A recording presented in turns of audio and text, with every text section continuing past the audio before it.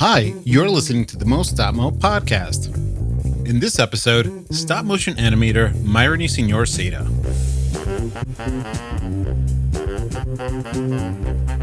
In part 2 of this 2-part podcast, David travels to Guadalajara, Mexico to follow up with Mayreni in person at Hobby Studios.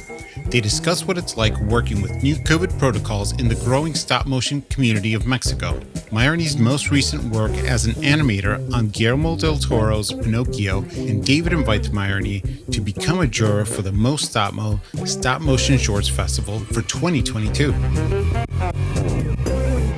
No, I'm originally from everywhere. My mom is Puerto Rican, my dad's Dominican. I was born in the U.S., but I've lived in Mexico. That's right. I remember that. I'm trying to get refreshed with, because you told me it's such an interesting dynamic. Because you said you lived in the United States for a bit. Yeah, until I was 8 or 9 years old. Mm-hmm. And then you guys came here. First to Monterrey, then Mexico City. I lived there most of my life, and I've been here. I came here for animation. My job brought me here. Okay. So I've been here for about 6 years.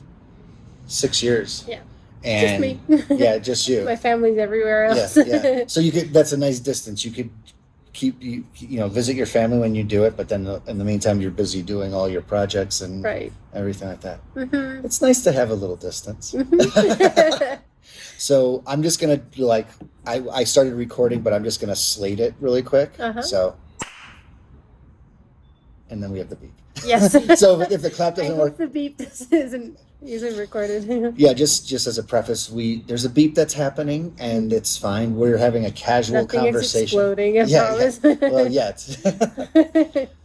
Just like we're right now at Hobby Studio. Right. Hobby Creative Studio in Guadalajara. Mm-hmm. And you've been doing work with Hobby for how long? On and off for about 4 years now. I was here full time for about 2.5 years. After that, I quit about 2 years ago. That's when because I really wanted to get more into filmmaking, because they're more into advertising, sometimes music videos, but not as often as they wanted to. I mean, I don't know if we could talk about it, and that's fine if we can't, but I mean, the exciting things that are already happening here, I got a little bit of a tour of the premises, and it's really great because every square inch of this home that is turned studio is packed with projects. Right. Like several different projects in production, and then several different projects in fabrication for pre-production and production. Yeah, they have the whole departments here. Yeah. They have people that can do concept art and storyboarding, and we do all the pre-production here and animation and post-production. Right. Just only sound is the only thing that we don't have people doing here. Yeah. I mean, that's the one luxury I guess you don't have to worry about in stop motion is live sound. Right. Exactly. So I'm going to try and, it's been a while since we talked. It was I want to say it was either 2019, right after Monkey and Carr came to Guadalajara to do an intensive, and we met you.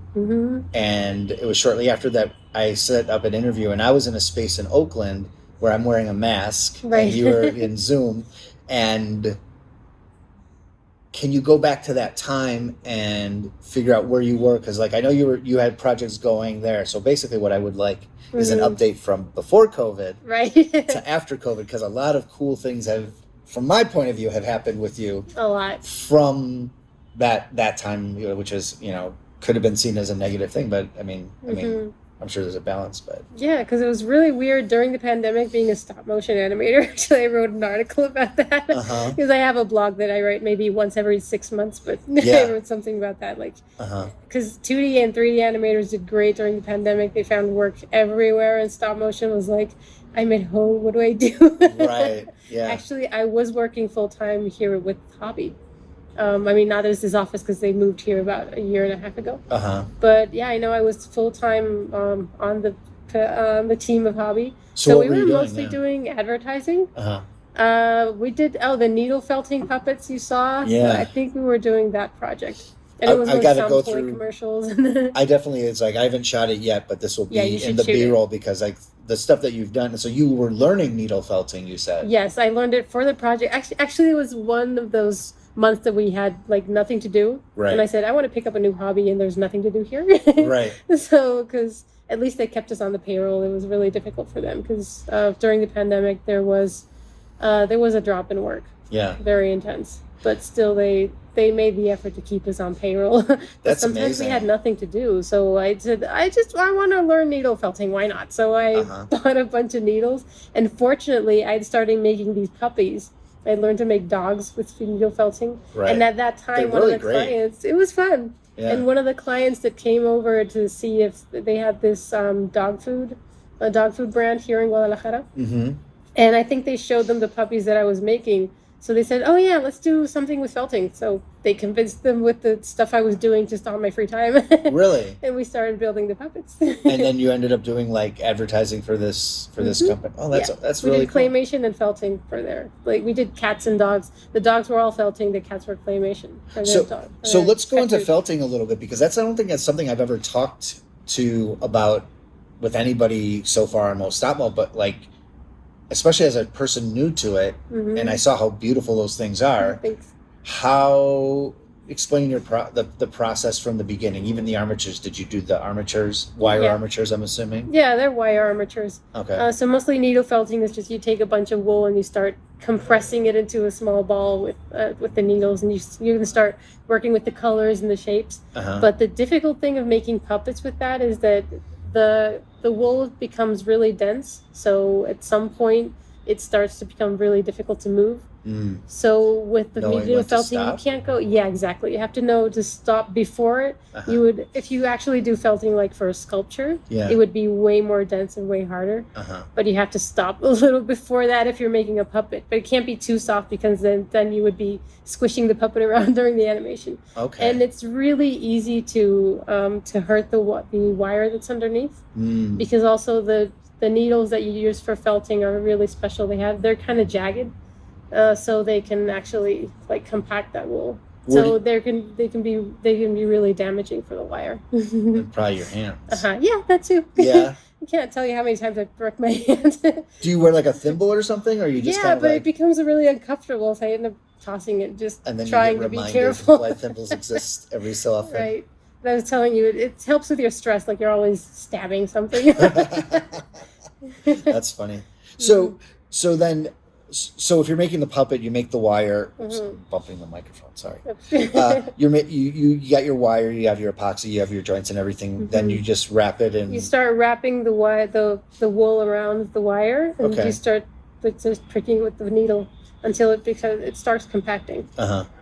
And just working around the shape little by little. Because the details on the one face, it's like a chow, or I'm not sure exactly what kind of dog it is, but it's like such there's a Pomeranian and there's a beagle puppy. the details on the face are very, very distinct. Oh, thank you. Yeah, it's like when I was looking at that, I was like really impressed. I think that one didn't look so much like a dog, more like a fox or something, but oh, really? It was pretty good. The clients loved it, so.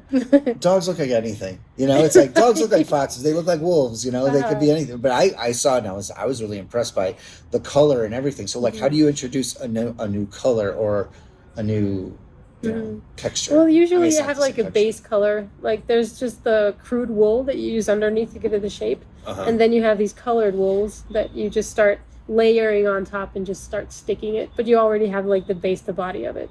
And for that Pomeranian, which has like long hair, it was like we had to comb the wool a little bit and cut it down. Okay. So we really just, if you've seen how you do wigs, so you could loosen the wool and then kind of get strands, like after you've done the tight, or do you do another intentional layer? Yeah, you do another layer. Okay. So it's more like when you're making a wig, where you start just sticking in strands, like just the center of the strand. Right. So you get that hair. Yeah. That loose hair. So that's definitely like a finishing touch aspect. Yes. Okay. And then in terms of animating a needle felted puppet. Yeah. Did you learn it by trial and error? Or? Yes. Okay. It was the first and only time I've actually made and animated felted puppets. Okay. But I think we did pretty well with the armatures and everything. And like we were saying, just stop. You have to know when to stop compacting the wool. Right. So they worked out pretty well. My concern was that the wire was going to break at some point. Right. Especially with the puppies. I mean, they're wagging their tail the whole time. They're happy. It's dog food. Right. So, but actually they handled it pretty well. We never break them. That's amazing. Did you also animate it? Yes. Mm-hmm. So primarily I know you as an animator. Is that correct? That is my main function. Yes. Although in advertising we end up doing everything. Of course. Mm-hmm. Well, any stop motion artist has to be adaptable, and you just think differently. So if I don't know if you've had much experience sculpting and doing all that kind of stuff before. I'm not very good at sculpting. I mean, I can do basic things. Right. I mean, that's not basic. That's really, the anatomy is really good. Like I said, the face I really loved. It's like I was just like, it looks like a tiny dog. Thank you. Yeah. So then you're animating your own puppet, and you're learning the limitations of the puppet.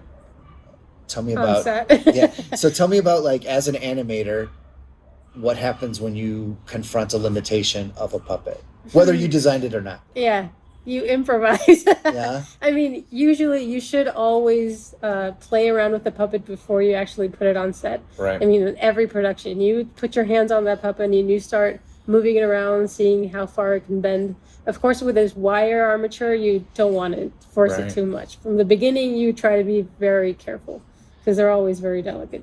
Have you heard that there's a finite bend to wire? Like, do you know, like, there's like a number even? Have you ever heard the number? Yeah, I've heard of that, but I think it depends so much on so many things. Right. So I was just wondering, as an animator, if it's like you get to that 200th part, it's always like right then. I don't think I've ever counted how many times it's taken me to break something. Yeah. But I'm usually very careful. I mean, there are different... Like every animator, some animators are more destructive than others. Right. Usually I don't break things that easily, or I've been told by puppet makers that they're happy with me because I don't destroy things that easily. Oh, that's good. Well, that's like definitely, I bet your puppet makers love you, because I've heard of puppet makers who are handing off something like, oh, this person is going to be twisting the tie down too much, or like kind of forcing and even bending the stiff parts of the armature that shouldn't bend. Yeah, they're making memes about us animators, like, what did you do this time? What did you break? Right. So you did that dog commercial as a part of Hobby here. Yeah. And that was a pandemic project? Yes, I think that was during the pandemic, or no, I think we started before the pandemic, then we went into lockdown, but we ended up, at least the pre-production was before lockdown. Right. But during lockdown, at least for a little while, we couldn't even come into the studio. Right. I mean, in Mexico, everybody had to stay home. It was prohibited to go to work. Well, I would say even flying here and everything, like, you still have to wear masks on flights to Mexico, where in the United States, it's not the case. Yeah, I know. So it's interesting. I feel like there's a lot more masks. I see, like, even like getting rides and ride shares, you have to wear a mask, or they want you to wear a mask. I'm sure there's people who don't do it. Yeah. But I feel like they're a lot more conscious of that here. I don't know, like, how that's playing out in terms of, like you were saying, pandemic, stop motion. At what point are you guys feeling it is safe enough for everybody involved to actually come into the studio and do stuff? Well, now everything is pretty much back to normal. Like, only public transportation and, of course, going to hospitals and clinics and labs, they ask you to please mask up. Right. But apart from that, everything is back to normal. There are concerts, there's everything, bars are open. Right. Just really, like, some crazy people like me that still want to use masks somewhere when it's too crowded. I'm the same way. It's interesting, because I've been traveling the United States the last year and a half or so, making a travel film about the United States, and I've been very, very conscious of wearing a mask, because I'm also visiting family I haven't seen in a very long time, and older people, and I don't want to be that person, So it's interesting going into environments where it's more relaxed, more in the United States than I've noticed here. So that's like, I'm in Chicago and nobody's wearing masks anymore.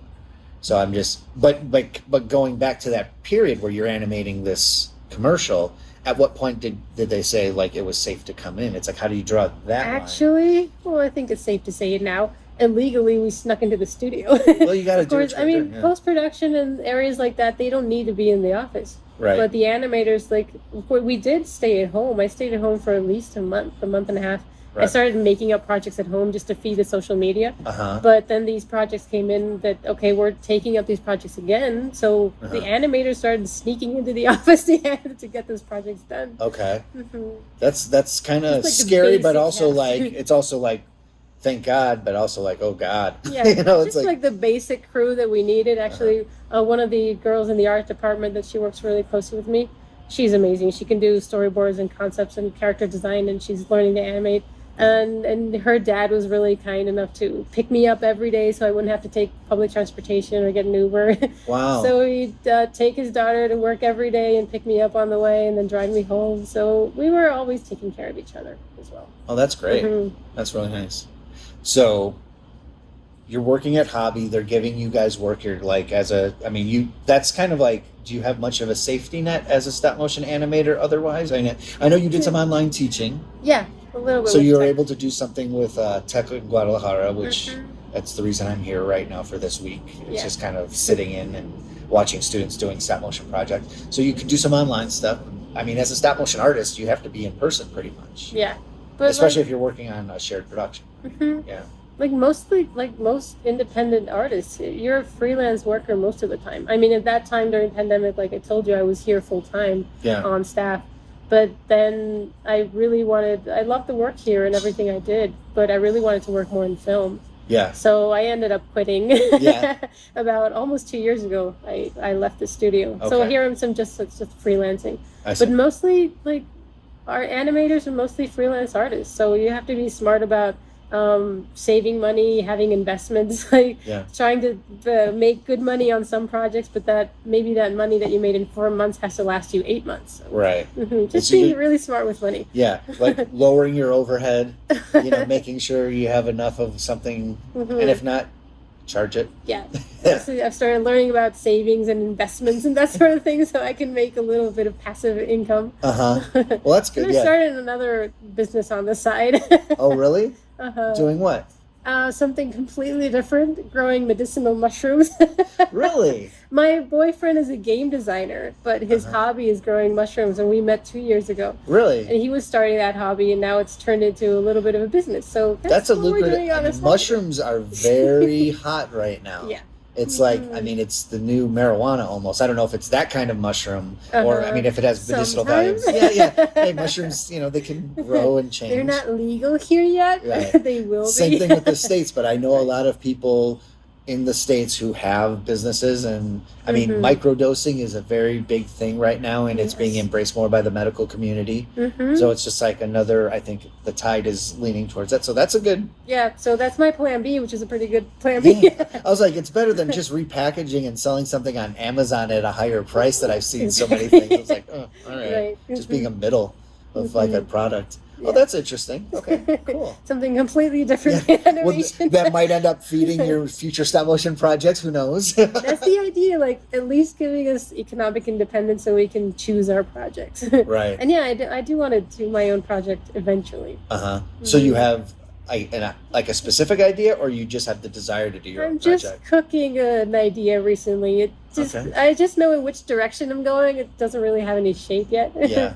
But something to do with my identity, like I was telling you, I'm like from all over the place, just love for Latin America and ode to my family, something like that in that direction. Yeah, like what comprises the person you've become, the experiences you've had. Well, because my identity is something really weird, strange, because I feel like I'm from everywhere and nowhere at the same time.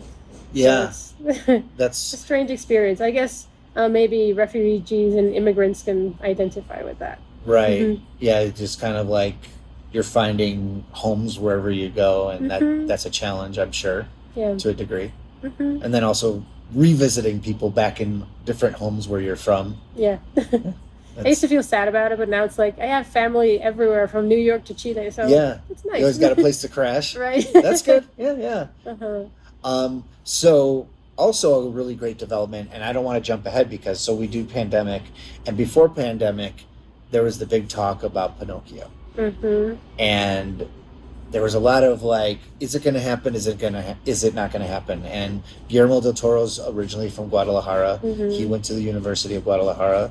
There was all this talk of, is there going to be any of it produced in Mexico? And he made a concerted effort to make sure that was going to happen, from what I understand. Yeah, and he made it happen. So this is a good time for me to change my beer. Good. For a cooler one. Yeah, because I want to hear all about how the opportunity arose. So when we were back, Mike, Wendy, and myself were here in 2019. we were trying to get any information we could. And Fraser McLean was also like, had his ear out and his eye out. We were trying to figure out what was going to happen, but it was very hush-hush for a while. And then we started hearing that they were going to do a specialized unit in Guadalajara. Right. So how did you get connected to that? Not that, like, I mean, talent alone, obviously you're a great choice. Who could not put you on there? Because the stuff I've seen you do, like whether it was that chess film. Yeah. I forget the name of it. That was Viva el Rey, Long Live the King. Yes. I mean, the wonderful acting and movement in that, I loved it. And you just have a great hand for animation. And I know you study motion and everything like that. You you dance as well. So you're like a great choice for it. But there's a lot of competition to get into that. Even in Guadalajara, I mean, there's a lot of stop motion here. Yes. So, although not that many good animators. Not that many animators in general. Okay, so maybe less on the animation side and more on the other productions of like the other stop motion artist side of things? Well, yeah, there are not actually. Luis tried to do a list of how many animators there were in the whole country, even from the most amateur to the most professional. Maybe there were 40 of us, and out of those, maybe 10 of us were good. So, I mean, what happened with Pinocchio was yes. There was a second unit of animation in Guadalajara. Most of it was produced in Portland, but a few minutes of the movie were finally made here in Guadalajara. Yeah. There were two times for that. Last year was when they did one sequence of the movie. I auditioned for that and I didn't get in. Really? Yes. I was devastated. I cried for about a week. I would too. It's like what can you possibly do more? You know, it's like... Actually, I think it was more of I didn't prepare my acting that well. They told me, well, I had to do... I think my character had to be a little more expressive, or just my audition was pretty good, but the others were just a little better, a little more expressive, a little more towards what they wanted. So the first time you did your audition on what puppet? On Pinocchio. The actual Pinocchio puppet. Yes. So at least it was like a dream come true to work with Pinocchio. It was made by McKinnon and Saunders, which is my dream come true, just to touch a McKinnon and Saunders puppet, right? Amazing. Even though I still cried a lot when I didn't get the job. Well, yeah, of course, because so they just give you the one obviously they gave you more than one opportunity. Well, it was a 3-day trial. It was 1 day to like do blocking or get to know the puppet or whatever preparation you need to do. Yeah. They gave us a shot with the audio clip and everything, and then 2 days to actually animate it. Now, are you following direction from the boards? Are you kind of creating your own animation? Because you're hearing it and deciding, or we had the clip of the animatic, and they told us like pretty much follow the animatic. Although in experience, they really did expect you to like give something else extra to it, right? But they didn't, and they gave us like a little bit something that Guillermo had written about what he expected, sort of the style of animation. But you're pretty much on your own, right? Which is kind of the idea of an audition. Like they want to see what you bring to the table, right? So there really wasn't much direction at all. Okay, so you're just kind of more or less flying blind. You know the properties of the puppet and handling the puppet. What was that like? I mean, it was pretty amazing. They were amazing puppets. Seriously, the best I've laid my hands on. Right. But still, I think what failed in my audition was I didn't prepare enough. I didn't do like proper blocking, and what I said, like maybe my character could have been a little more expressive. But anyway, I didn't get in. I mean, it was a great experience being there at Taller de Chucho, which is this. You're gonna get to see it, hopefully. Yeah. We'll see if there's any puppets left. Yeah, because I'm hearing. Maybe I will, maybe I won't see puppets, but anyway, But this amazing studio that was built specifically for stop motion, and it has these areas for production for the animation units, which is huge, and they have these specific areas for carpentry, for metals, for the wardrobe, for puppet making, for set dressing, everything. They have a specific area for everything. Right. So actually, Melanie Combs, which is the producer of Pinocchio, she said this is probably the best studio in the world. If we're talking about the space itself, and sometimes the most difficult thing to find is the space.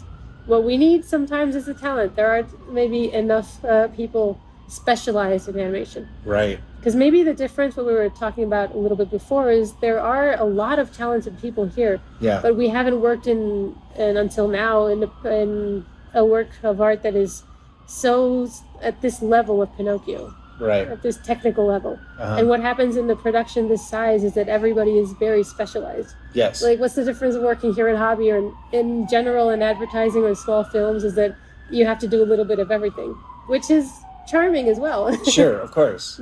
But when you're working in a huge production, like, you only do animation, and there's one person that only does motion control and somebody that only does set dressing. It is very specific.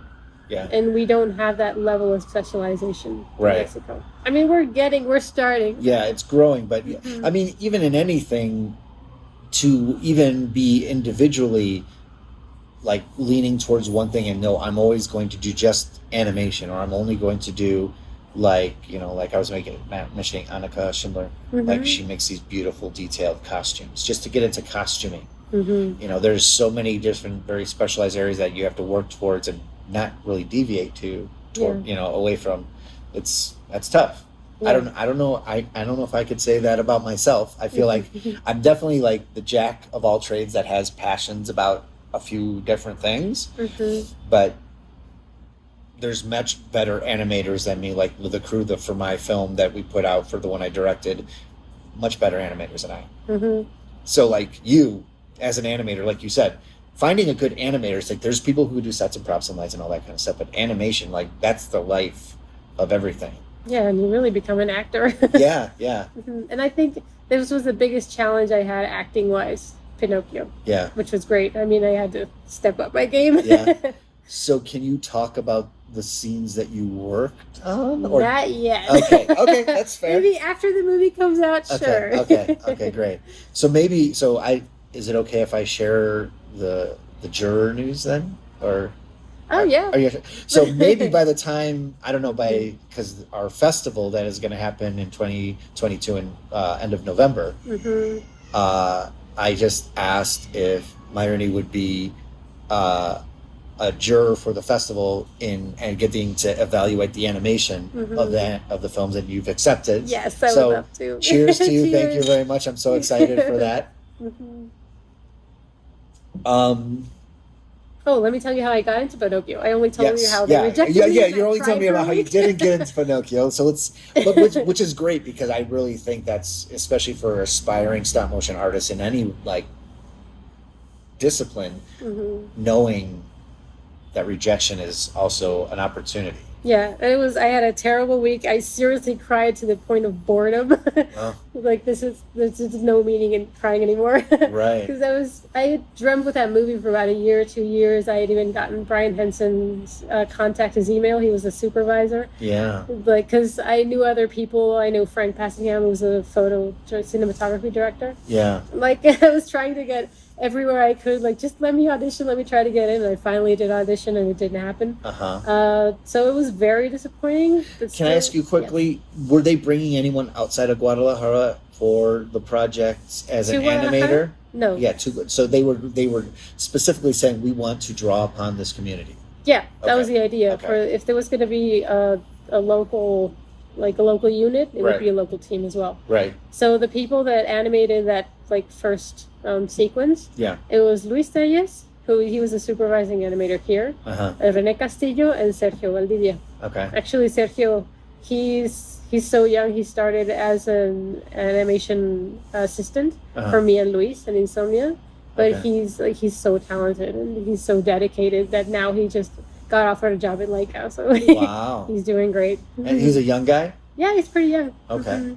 So after that big rejection, I said, well, after I picked up myself up off the floor, I had already been unemployed for about 4 or 5 months, because I had quit hobby in December in 2020. Yes. And then for the next 4 or 5 months, I was unemployed. I tried out for Pinocchio about it March, April, something like that. Didn't happen, so I started looking for work elsewhere, and that's when Source City happened, which was a feature film in Utah. So I went to the U.S. last year for 5 months to finish this other feature film. It's a small studio called Motion Foundry in Utah. In Orem.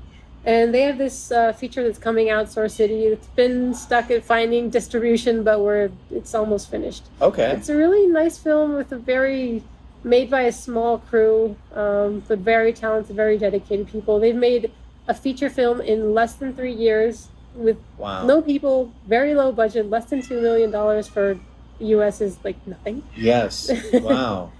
What's the Ron Perlman is the main character. Amazing. Mm-hmm. What's the studio called? Motion Foundry Studios. Okay. Mm-hmm. They've been working locally for about 25 years, but doing mostly local work. Okay. Mm-hmm. So we're trying to pick up that film off the ground. So you relocated to Utah yes. for 5 months? Uh-huh. Okay. And you were animating there. Mm-hmm. How's Utah? It was nice. I went to Orem, which is really small Mormon town. Uh-huh.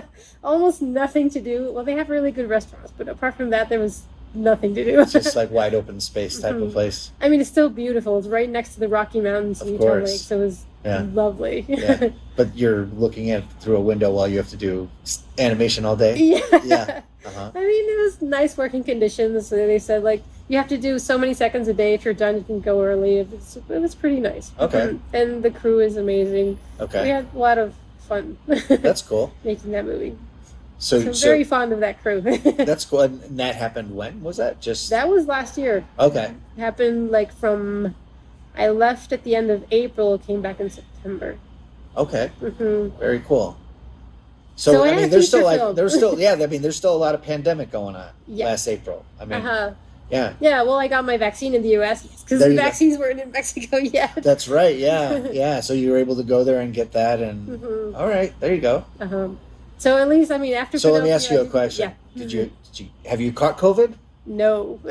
I Not that I know of. Yeah, I'm that's suspicious. same thing. I got sick at the beginning of the year, and it was really weird. I felt really tired, worst headache in my life. Yeah. I had a test. It was negative. Same with me. But I'm still suspicious. Well, the funny thing is you were in Utah, and I was in North Dakota when I was feeling like what you're saying. Mm-hmm. And I was worried about it because when the cookie cutter ended up being presented in Cannes. Mm-hmm. Congratulations. Thank you. It was so exciting. But it was like one of those things that I started feeling symptoms right before that. Mm-hmm. And I got worried. And I was traveling. I've been traveling across the United States, and I was traveling with a friend of mine. And we had just left Denver, and she caught COVID. And she had her own van. I had my own van. We were just kind of doing van life. And I was just like, I think it was in Wyoming. I was just like, well, I gotta go. But then as I was going through North Dakota, I was feeling the same thing. But what I think it was allergies. Okay. Because you were also in that same kind of area, mountainous, a lot of nature, and it was just like almost like a hay fever, headache, pressure, but then there was like a fatigue, and I still don't know either. Yeah. And it's just like we're doing fine, so good for that. Yeah, so far. Yeah. I mean, I'm nervous if I know I get COVID because I'm kind of asthmatic. Okay. But so far, everything is fine. That's good. Okay. Mm-hmm. So you're in Utah, you're working on this project, and you do that to completion, and then you're like, what do I do next? And then I moved back to Guadalajara, just enjoy my unemployment for a few more months. Right. And actually, that's when at the end of the year, this was a year ago, Hobby calls me in again, so I'm still freelancing with them once in a while. Actually, like I was telling you a while ago, they do a lot of advertising for toys. Yeah. We've done a lot of adverts for Mattel and Turner. Right. I've done Jurassic World and Cars and Hot Wheels, and now we're doing, well, it's coming out soon. We're doing Dragon Ball and a bunch of things. Wow. And at the end of the year, there's like everything, they're getting ready for Christmas sales, of course. Yeah. So all the advertising starts at these months, about October, November. Right. Yeah. So they call me in for when they need reinforcements. That's so that's cool. What I did last year. And at the beginning of the year, I started with a short film, independent short film. Because we were talking about recently, there are few studios actually in Mexico, but there's so much independent production. Yes. Mm-hmm. That's the wild thing about Mexico is there's so many. And I feel like, I don't know if it would improve a situation if there was more of a network with collaboration, or if the independent way is the way to go. But it's true. It's like you almost turn everywhere and there's like stop motion happening so much, like, well, even the Dino Ass Kickers. Yeah, the Dino Ass Kickers ended up being a collaborator with Hobby, and now they're sharing a space. Yeah. So it's almost like there is at a point where people realize like, oh, you're doing this, let's do this together. So yeah, well, a lot of independent creators, especially when they're starting out, they tend to do everything on their own. And I met this woman. She's a writer. She's a local writer. She does mostly kid stories. Yeah. But she's been in love with stop motion her whole life. Okay. Her name is Lucia Vallardo, and we're starting. She said she wanted to do stop motion forever, so she took one of her stories, turned it into a script and a storyboard, and we've been animating her short film. Well, I worked with her for a little while, but then I got word from Pinocchio. Okay, so how did that come back to you? How did Pinocchio come back? So what happened was, last year they did one sequence for the movie, but then I guess Portland, they decided they wanted a few more minutes of something extra that was coming out. Right. So they said, well, they like the work in Guadalajara, so they sent new work in. But what happened there was they had already taken Sergio to Portland. I mean, he worked so well in Guadalajara that they took him to the team in Portland. Okay. So he was there, and Luis Tellez stepped down from the project. They only needed 2 animators anyway for the new minutes. So Rene Castillo was staying on the team, and Luis stepped back because he's been trying to lift his own project with his Insomnia. Sure. Which was supposed to be the first stop motion feature made in Mexico. I mean, completely Mexican production. Right. That had to stop, and he's still working on it. But he said, I already dedicated a year of my life to Pinocchio. I want to go back to my own work. Yeah. So he stepped down, and he recommended me. Wow. So that's what happened. A big like deal. They were stuck with me. So he recommended you, and your relationship with Sergio was like a friendship of working on different projects before. Yeah, I only worked with Sergio directly on Insomnia. Yeah. I mean, we've been good friends. I try to make friends with everybody Sure, in the yeah. industry. Yeah, definitely. Yeah, I mean, there's only like 10 of us. You don't want to get in trouble with anybody. Right. Yeah, that's true. Yeah. But with Luis, we consider Luis our mentor, Sergio and mine. Because Luis brought me to Guadalajara for Long Live the King. Yeah. Because I was in Mexico City when he offered me that job. Okay. So I came to Guadalajara for that short film. I remember went back to Mexico City. Yeah. Then he was starting Insomnia, and we had a good working relationship. So he brought me here. I ended up moving here. It's interesting because your background of traveling and kind of making home wherever home is has kind of lent itself to your career. A little bit. You have to be willing to move around, to relocate, if you want to work for other people. If you want to be like an independent filmmaker, I mean, you can do that at home. Right. Okay, so you were recommended to Pinocchio, and they were like, fine, like even though the first time they were saying it wasn't quite there. Yeah. Like, was there like a strange feeling going into that environment? I think it was, but I think it was just my personal feeling. Sure. I had like imposter syndrome and all Right. that sort of thing. But it wasn't just, I mean, Luis was highly recommending me. Brian had seen my test. He said it was okay. Angelica Lares, she's like the director of Taller del Chucho, and she was producing these extra minutes that they sent over. Okay. She was also like highly talking me up to production. And they're basically saying you guys made a mistake by not hiring her to begin with. I was saying they were stuck with me because there's nobody else at least at that level. Because I can say I do have a high technical level. I know I had to work more on my performance. Okay. But I know technically I was pretty much there. Yeah. So technically you're meaning like familiarity with lighting and drag and frame and everything else. Yeah, and a very smooth animation. It was just like the performance itself that I needed to work on. So just rewinding a little bit, when you first did that test, it's just you in a room. Yeah. And then they evaluate. Now you come to the production and you're recommended, they want you to hit the ground running, I'm sure. We still did sort of an audition. I mean, we had 2 shots, and they had to decide which one was for me and which one was for Rene. Okay. So we kind of did a test and like an animation off. Yeah. Okay. To see who would. Was there like were you guys competitive in like we both want this one? Yes. Okay. We were pretty competitive, and I didn't get the one I wanted. Okay. But still, I was like, I'm in the movie. Yeah, it's amazing. Who cares? Yeah. So you were able to animate on Pinocchio. How long did you work on Pinocchio? 3.5 months. Okay. From beginning to end, 3.5 months. Yes. So when you are now animating on Pinocchio, how is that different from other things you've worked on? I know you were saying the studio is state of the art. Yes. You have everything you need. The puppets are amazing. You're in this space. It's lit. Are you by yourself? Yes. Are you okay? So you are doing a single scene, and is it mostly practical? I mean, you could probably tell us what scene it is. I mean, maybe if not now, but later. Yeah, later. But it'll be very easy to spot. Yeah. Okay. So like, is everything practical, or are you dealing with green screen, or what? Can you say that much, or? I think so. Okay. There is, most of it is done on green screen. Yeah. Well, I mean, a lot of some of the backgrounds, maybe VFX. There is a little bit of VFX, of course. But actually what we did is, yes, we did animate on green screen, but in another unit, they were shooting the plate with the actual physical set. So the set itself, what you'll see in the compositing is all practical, even though it wasn't made in the same set, if that makes sense. I mean, the background wasn't VFX. Right. Yeah, so when I think of a scale of stop motion from, let's say, Wes Anderson and, like, Isle of Dogs. Purist. Yeah, exactly. Like, you have to redo the whole scene just in case you did something wrong, versus Leica, which almost sometimes uses stop motion as a template for CG on top of stop motion, and that line gets very blurred.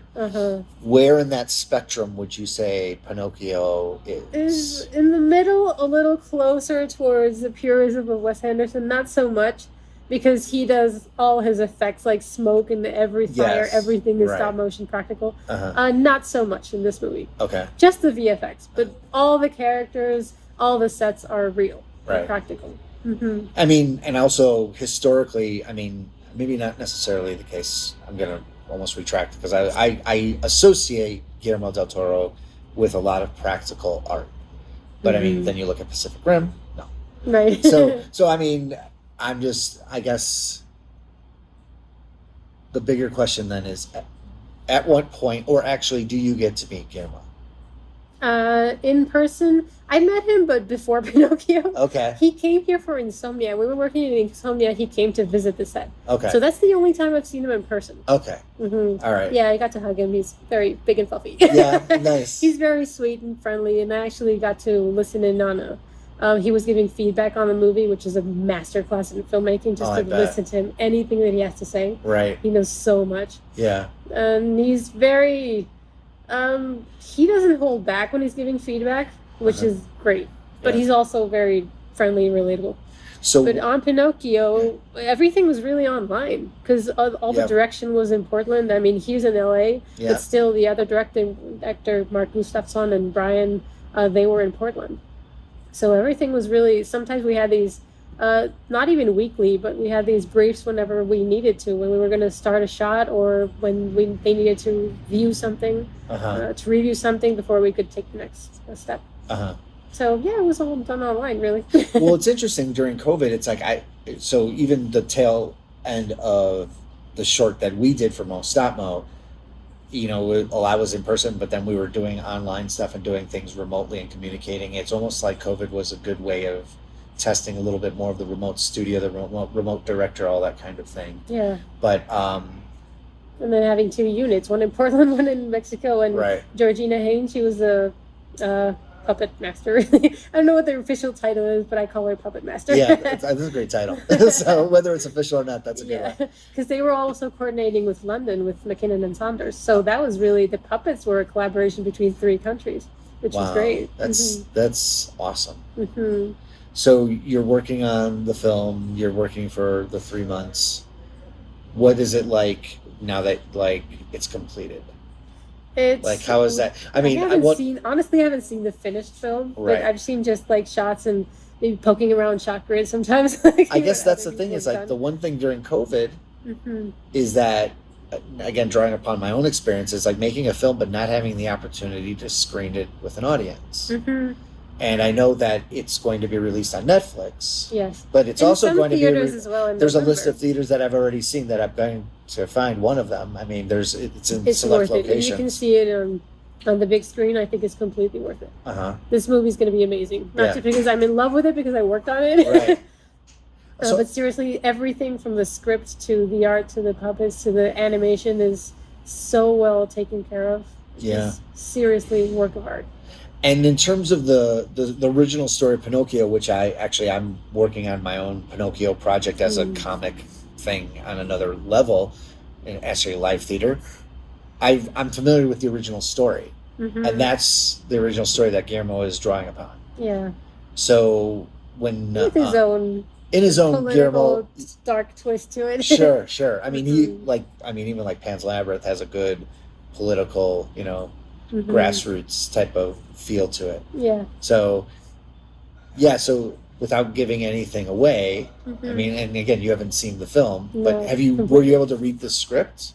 No, thing is, I know most of the crew did get to read the script and watch the whole animatic. Yeah. But since I joined so late in production, I think that's kind of been like my specialty. I jump onto projects at the end of them. Yeah. I came to finish Long Live the King. I went to Utah to finish that film because they were missing an animator right at the end. I ended up just right at the end of Pinocchio as well. Oh, that's so funny.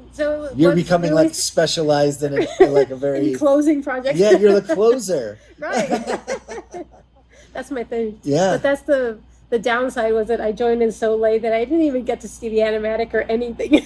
Really? Oh, wow. So I've only seen like loose shots here and there. So they basically said, this is what we need today. This is what you work on. And that's how you worked. Yeah, that's your day to day. Yeah. Wow. And of course, I only worked on 2 shots. So at the end, I mean, maybe I didn't need to see the whole scope like animators that were 2 or 3 years in production, which actually needed to know everything. Right. And how big was the entire crew at Taller de Chucho? Pretty small. Last year there were 3 animators, 6 animation units, and I don't know how many people in art and photo with like 3-4 people. So all puppets. And this year was a lot smaller. Yeah, because we were only 2 animators, so reduced crew. Okay. So puppets are brought in. Sets are made here. Somebody's saying goodbye. Saying goodbye. You can come over and say goodbye if you want. You want to come over? Do a quick. Just say hi on camera so we know who you are. Come in for a second. Okay. Begin. So this is Sam Mendes, our hobby. Sit here for a second. Just sit here for 1 second. I know. So he's one of the heads of the studio. He's the head of hobby. So we're recording right now, just so you know. He not only does he create everything in the studio, but he even creates his own beers. We are drinking everything. He does everything. No. What, not yes, everything. Just say yes. I drink that. Oh, okay. Yes. So we're kind of talking, and I want to show some footage of your studio. And I also want to interview you guys at some point. I don't know if it'll be on this trip, but I'll definitely be back. Okay. But I just briefly, just because you're about to say goodbye, can you tell us a little bit about your studio before you go? Well, we have 7 years ago this year, and we love to do animation. We keep going. Okay. We do more publicity, more that kind of works. But I love ideas. I love movies. I love series. I love whatever animation means. Music videos. So yeah. I love all this kind of stuff. Yeah. And you have some very exciting projects that we can't necessarily talk about, and whatever not you yet, feel. Not yet. Yeah. But maybe by the time I come back and interview you, that stuff will be out there, because there's really some like not only exciting but iconic things that you have. Yeah. That are iconic in the pipeline. In the not in this country, not in US. Is I think it's more worldwide. Of course, yeah. I was pretty blown away by hearing it. So as a studio, establishing yourself in Guadalajara, and how do you make it work? Well, I mean, this is a general thing for business owners, because Mayreni says you're a wonderful animator. Oh, thank you. But you're also so busy with business that maybe you don't get to animate as much anymore. This is the other part of this kind of work. We need to sell this kind of things, because the people doesn't know what means do stop motion, how this kind of animation is, how this kind of work needs to be. Yeah. You know, how kind of I don't know how to say this, skills of modeling, making clothes, making skeletons in clay, in wilds, I don't know. A lot of people don't know what's in the recipe. They're just enjoying the meal. Yes, that kind of thing. So we explain to clients what stop motion is. Right. Yes, this is one of the. Well, that's the one thing. Like I like saying, it's every art form that's ever existed in one medium. In one project, in one medium, all at once in this kind of work. Well, it's interesting because you do a lot of commercial work here. Yeah. So, and I also know that you're doing some independent film stuff here too. Yeah. How does, and both of you guys can talk about this because you do Yeah. both as well. It's It's like, not my interview. how do you, Okay, thank you. how do you talk to a client and explain to them that stop motion is like, well, your vision of stop motion is going to best suit the client? Sometimes they bring the clients here to show them this is the studio. Uh-huh. Yeah, that's because think like this. You doesn't know how to be a chef. You doesn't know how to be a driver. You doesn't know how to be wherever works or wherever skills need in every kind of work. So if you are a chef, how do you describe the meal to your customer? Right. You know, it's more like I don't know how to say this. You specialize it in this, and you can share that kind of things, that kind of secrets, if you want to say that, to the clients. And when the clients know, maybe this beer have, I don't know, mango, Uh-huh.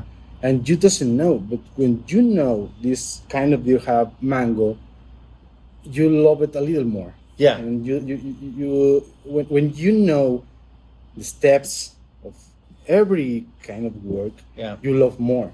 And in this kind of animation is a lot of work, a lot of skills, a lot of patience, a lot of time, a lot of hands of many people. Right. So yeah. And in advertising, you have no time. Oh Yeah. Yeah. That's They want everything like in 3 weeks or 4 weeks or maybe 8 one, weeks. maybe two. Yeah. Well, even what you told me about this new project is such a crazy short time frame. Yes, we have only 3 weeks for do that work, Yeah. and it's like 5 minutes. So I think. how do you decide, I guess, at one point, do you say yes to something versus no, we can't do that? Do you always just say yes? No. Yeah? No. Yeah, I think we have your lie detector. She only knows the yes, but not the no's. Okay. Okay. So you say yes when the money is right, or when the project is right, or maybe the name of the client. Sure. You know, because it's like I don't know how to say this. It's like good Exposure. exposure or You get your name out there, publicity, publicity, of course, publicity, yeah. that kind of names or that kind of or brands Uh-huh. or groups or I don't know. So you're building your company, building the community, bringing more people in, more people do stop motion. And Yeah, it just yeah, keeps yeah. growing that way. That's my kind of things. My kind of thoughts. Yeah. Thoughts. I want this name of this studio be the name of the studio where all the people want to work. You know, Yeah. that's my goal. Well, it seems like it's a fun environment to work. I mean, you love coming here, even though you can't come back and forth. You're always coming back, right? Mhm, right. So yeah, and you guys They are doing offer me cool a good things. beers. Well, that's Yeah, the other yeah, thing. yeah. You brew your own beer, so it's like that's Yeah, good. yeah. Where do you find time to brew beer? Is the question. But I don't know. ask I don't myself the know. same Maybe we always need a beer. Yeah.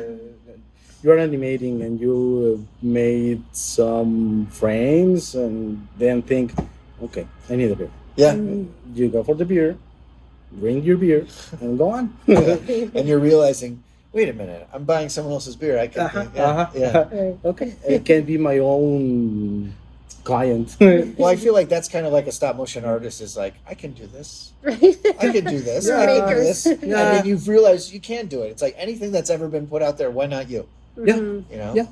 Yeah, we're saying like stop motion is what's the most difficult form of making films? Let's do stop motion. Yeah. So why not?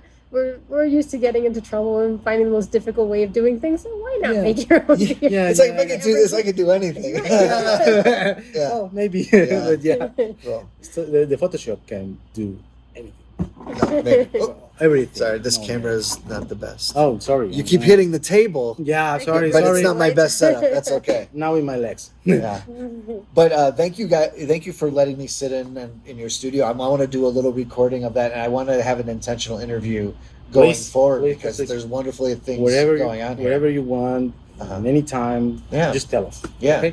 Okay. So I'll just say one last thing. So, is there what is the next step in for stop motion in Guadalajara? Or this is my question, I guess. I am right now at Tech, and there's students who are coming to me, and they're saying, "What do I do to further my stop motion career in Guadalajara?" And obviously, I mean, you're very experienced. You know this. You're very experienced. You know this. I'm not very experienced. I would love to be a presence in Guadalajara, hopefully sooner than later, but I'm learning. So what do you guys advise to people who are trying to get into this? Well, my first advice is maybe you need to be focusing one step of this work. If you are the expert in ball and socket, you are the expert in silicones, and clothes. It's the best way to find a good job here in Guadalajara. Yeah. Maybe we think it's better if we know all the steps, all the parts of do animation, but no, it's better if you are specialized in one of these steps of all this work. Okay. Yeah, but maybe it's my advice for this.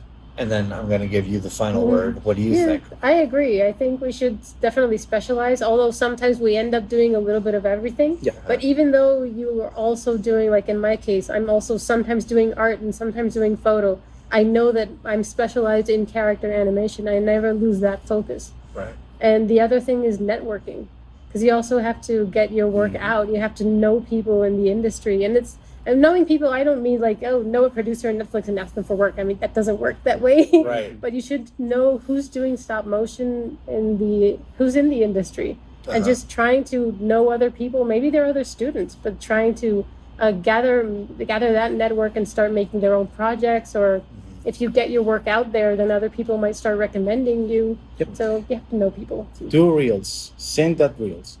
And if you don't have any response, do it again, and do it again, and do it again, and do it again. In one of the occasions, you have that response, and that's it. Yeah. And it's probably not a secret that stop motion people almost don't have a choice but to keep doing it. You know, it's like a madness almost. It's like, what else are you going to do? Yeah, You know, at this point, especially. Yeah. But I'm glad to see you guys are doing amazing things. Thank you. And I'm excited to follow up and show some the people, you know, some about what's happening at Hobby. I'm excited to have a 2-part interview with you. So like, kind of like, it's such a wonderful story of how you started.